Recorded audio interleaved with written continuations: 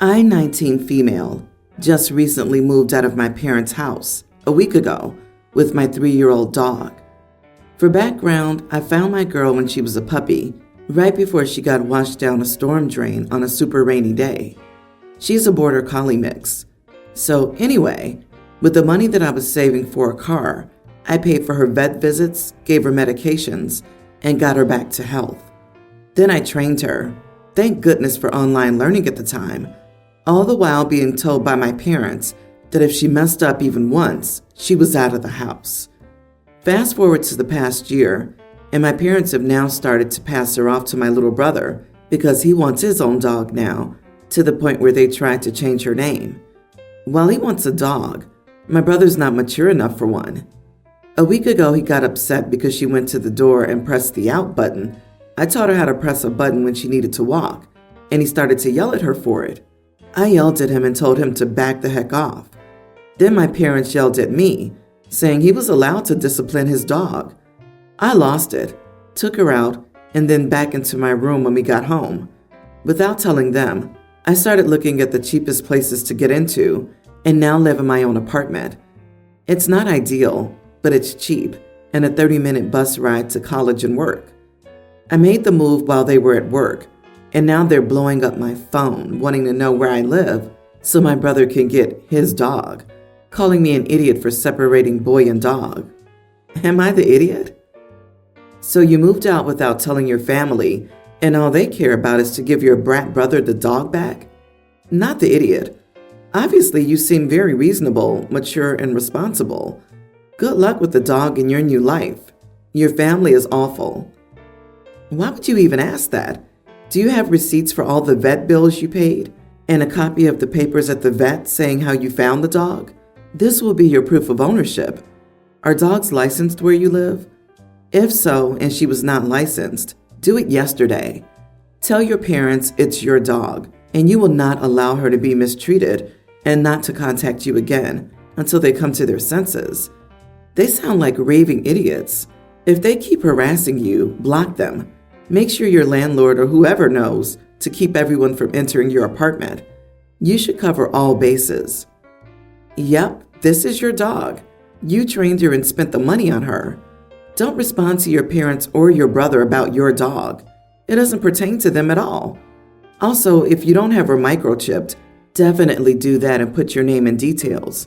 If brother wants a dog so badly, there are thousands in shelters that need homes. Though, to be honest, I'm not sure I wish your family on any of them. Also, your brother's a brat, and your parents are enabling said brat. Sorry you have parents like this. How dare they? Go no contact with all of them. He's their golden child, and they want to give him everything. Hun, I'm very proud of you. You're amazing, and I hope you and your dog have a great journey together. And do not tell them where you live. Your parents, I want to shake them. You have a brain, guts, and a heart. I'm so very proud of you. OP, congrats on getting away from your idiot family. Do not tell them where you live. Block them on all social media, etc. Things are going to be so much better now.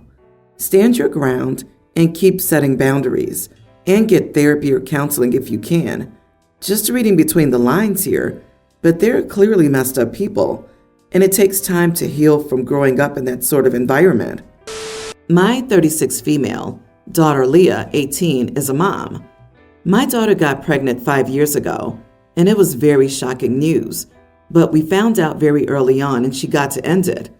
A few months later, she got pregnant again, and I couldn't handle the situation very well at the time, but having my sister, her aunt, talk to her about what she was planning to do, she decided to keep the baby, which I'll admit I wasn't very happy to hear, and I told her she'd have to be responsible about the consequences.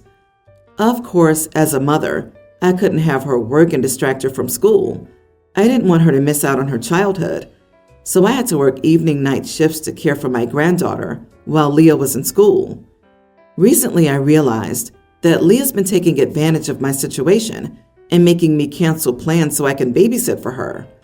I overheard her making plans 2 weeks ahead on the phone with someone saying, "My mom will do it. She has no life anyways," and laughing afterward. Being a single mom and working multiple jobs was hard enough, but since she gave birth to her daughter, I haven't gone out to parties. I've canceled many weekend gatherings so that my daughter can hang out with her friends. And if I did go, I'd always have my granddaughter with me. And for her to laugh about my situation like that angered me. That same day, I was asked by this guy I'd been seeing to accompany him. And I was hesitant, but I didn't want to miss the chance. He's a really nice guy. I haven't been on a date for almost 6 years, and it wouldn't hurt to give my daughter a taste of motherhood when she least expected it. I told my daughter that I got asked out for the same day, and she was happy at first, but then asked if I was going to take her daughter with me, and I said obviously not, and she'll have to cancel plans for a day. I didn't expect her reaction to be so extreme. She cried, screamed, and told me I was being selfish, and that I was letting her miss her date just because I thought some guy was interested in me. The argument didn't end very well. I stood my ground and went to that date, and she had to cancel plans. But she's still really mad about it and has been ignoring me. I love my daughter and wouldn't want her to miss anything, but I wanted her to learn a lesson and be responsible. My sister agreed with me, but my friend told me I should have done it on any other day. Does my approach make me an idiot? Not the idiot. Your daughter is an entitled, supersized idiot. You've created a monster who has zero respect for you. You should quit being the mother to her baby. I cannot refer to it as babysitting because I suspect that you've been more of a mother to this baby than she has. She chose to have this baby and she needs to raise it. If she doesn't, get ready to be a grandma again within 1 to 2 years max. Why should she try to prevent getting pregnant again when you're the one facing all the real lasting consequences of having the baby? Yeah, that drove me nuts. I hope from now on, OP prioritizes her own life and happiness more. Her daughter has a responsibility to learn how to be a mother to her child, not expect others to put their lives on hold to play babysitter all the time and then say they have no life. OP, your kid needs tough love. You need to stop canceling your plans and let her deal with her own child. What got me was, I, 36 female, have a daughter, Leah, 18, followed by, her pregnancy was very shocking news. So a mother who had her kid at 18 is very shocked. Her daughter got pregnant and had a child at 18? Honestly, I hate them both. She refers to the baby as it. She's flippantly talking about motherhood. You both just needed to be adults for once and screamed and cried about who deserved a date. How about this? Neither of you. You're horrible people and need to realize what's important. Everyone's the idiot here. You created this situation. You told your daughter she'd be responsible for her baby and immediately backtracked so your daughter wouldn't miss out on her childhood. All the while thinking you looked like a hero mom to your daughter, and she's been mocking you the whole time. As a result, your daughter's ungrateful and doesn't appreciate all you've done for her. I'm a man in my early 20s. This Wednesday, a new roommate moved in. She's a woman in her 20s, a single mom to an adorable young daughter. I've never met this woman before she moved in. She was brought in by our landlord. We had a 10-minute convo Wednesday before I went to work. I worked the night shift. Yesterday, she woke me up at 7 a.m. I got home at 3. She told me that she had to go to work, but that her daughter was in bed, and asked if I would keep an eye on her. I was so sleep deprived that she had already left by the time I was about to say no. Am I crazy? Or is it very dangerous to leave a kindergartner girl with a strange man? I'm a good person, but she didn't know that. I don't even think I'd be able to leave a kid with someone I knew for weeks, let alone minutes. Her kid is well taken care of. She's happy. They cuddled after her mom got home from work. She read her a story, played with her, and all. And that's why I'm hesitating. Oh, and she did apologize for dumping her on me. Apparently she wasn't even supposed to go to work, but there was an emergency. So am I the idiot if I called CPS on her? I have no problem with watching her kid. I actually love children. My issue is her mom not knowing me, not with me watching the kid. Everyone's the idiot here. Don't bring CPS into it over one incident. Set your boundary that I'm not comfortable watching your child again and see how it progresses. If you report her straight up, You might end up with a very tense living arrangement. You may be a stranger, but she did leave the kid in the house with an adult, which I suppose is better than her being alone. She's still an idiot, though. I personally wouldn't call CPS, but who leaves their child with a stranger? OP, you're not the idiot for considering it, but the mother is the idiot for dumping her child on someone without talking to them first and leaving her child with a stranger. I know a few parents who leave their kids with people they know without asking first, and I find that a problem, but this lady takes it to another level. It's crazy he's more concerned about the child than she is. She doesn't know anything about him. OP, you've barely seen this woman for 10 minutes. She and her kid are strangers. You don't even have her number, I'm guessing. You don't know the kid. The kid doesn't know you. You know nothing about school, allergies, or medical issues. If this happens again, contact the landlord. Tell him the woman and her kid are not a good fit in the house, and have them call the woman and call the cops. You should have a record of this, in case anything happens, to cover your butt. How long did she leave her with you? Do you have any way to contact her? Nope. Honestly, I couldn't even remember her name. That was how brief our convo was. She left her with me until around 6 p.m. This is insane. She was gone for 12 hours and you didn't know her name? Yeah, no, that's abandonment. She's gonna pull this crap with every roommate. Contact your landlord, make the report, and make it clear that you will not babysit again. If she does leave the kid again, call the cops. You'll need official evidence. That's completely unacceptable. What if you had to work? Why didn't you get her contact info immediately from the landlord for her name, number, and work to contact her directly? You need to make it absolutely clear that this cannot happen again. And if it does, you'll drop the child off at the police station on your way to wherever you had planned to go that day. You can tell her you had a pleasant time with the child and may be willing on occasion to sit with her for an hour with prior permission, but you're not childcare. Lay down the expectation now, because it'll get worse now that you got away with it once.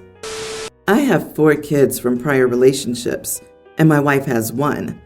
She has full custody of her son, but I have 2 of my kids here full-time and weekends for the other 2. My wife gave birth on Wednesday and came home from the hospital on Thursday, so the kids and I have been doing our best to keep the house as quiet and relaxing for her as possible.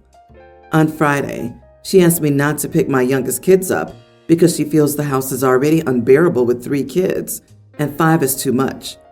I told her she knew that wasn't possible. That's not how custody arrangements work. Besides, how would that make my kids feel? She said she just gave birth, so her feelings are important. I said I'm not flaking on my kids, so we need to figure something else out. Friday, when it was time for me to pick up all the kids, my wife was napping. I didn't want to potentially wake her, so I told my oldest, he's 19, to hold the baby until I got back. When I returned with all the kids, my oldest and my wife were screaming at each other. The best I can tell is that she woke up and went looking for me, and my son told her where I went, and she called me a thoughtless idiot. My son called her a hateful witch, and then they started screaming at each other. I got the kids to all go outside for a bit while I talked to my wife. She said I was an unbelievably selfish idiot that couldn't even give her a break for one weekend. She said none of this would have happened if I hadn't insisted on picking up my younger kids. She said she wanted my oldest to leave, but I said that wasn't an option. She locked herself in our room. I get that childbirth is more challenging than I'll ever know, and she's exhausted, but I don't feel like what she asked for is something I can give. Was I an idiot for insisting on getting my kids? Not the idiot. I understand that she just gave birth and is exhausted and overwhelmed, but she doesn't get to pick and choose when you're a father to any of your children, and particularly not so you can prioritize her as an adult. You were correct that this is not how custody agreements work, but more importantly, that's not how parenting works. You are the idiot, as is your partner, for not making plans in advance of giving birth to provide an atmosphere as relaxing and most conducive to recovering during a traumatic and exhausting period. I think you should have had all your other kids at alternative arrangements, if possible, for a week or so while you settled in, got into a routine, and your wife recovered. The time to do that was about 3 to 6 months before giving birth. Let the other kids know why and plan for the time they'll all get to meet their new sibling. Frankly, I understand your partner to a point. I can't think of anything worse than having a house that crowded when I'm trying to recover and settle into the newborn routine. I'm astonished that this didn't occur to either of you prior to literally a day or so before the kids were due home. This will be a problem because you just had a sixth child with a woman who genuinely believes that it's okay to shove your other young children out the door for her personal comfort. OP will be expecting baby number 7 with this woman number 4 soon enough. It's been 2 days, and they're already on different pages. This is a mess. OP's an idiot for not having this all figured out long before the baby was conceived, or at least during the 9 months leading up to the birth. Dude, stop having kids. My ex likes to tell me what I should and shouldn't do on my custody days, and I generally ignore her because there is a reason we divorced. She has a list of food she doesn't want our daughter to eat, and I ignore her list. I drop our daughter off at school Monday mornings, and her mother picks her up. She called me yesterday to say she was cleaning our daughter's lunchbox and found onion slivers and asked if any of the lunch I packed had onions. I said, yes, it did. She said that the onions were on her list. I said, I didn't care. She said onions make our daughter smell bad when she sweats, and kids will bully her. I said that our daughter showers at my house, and she might also try that at her house. She called me a spiteful idiot and told me no more onions. Our daughter likes onions, so I'm going to ignore her. A part of me does wonder if I was petty, though. It makes me angry when she tells me what to do, so maybe that's clouding my judgment. Am I the idiot? Edit. She's allergic to strawberries, but I don't feed her strawberries because she's allergic to them, not because they're on the list. Not the idiot. X would have known if the onions caused her to smell bad without finding the slivers. This woman's going to create massive food issues with your kid. Keep doing what you're doing, and just be better at hiding it from her. Your daughter deserves so much more than what her mother's giving her. How far does it go? She's too fat, so kids might bully her. So let's stop feeding her. She's got hair on her arms and people might bully her, so let's shave her. This woman's a monster. I was waiting for the allergy thing, and it was about smelling bad. She's a tween that likes onions. That's freaking awesome. Most kids are picky or plain eaters. While it is true that onions and garlic can make you smell, you need to eat quite a bit for it to take effect. Absolutely ridiculous. Ignore the mother. Heck, I might even take her to court to get her less time. She clearly has mental issues and needs a therapist.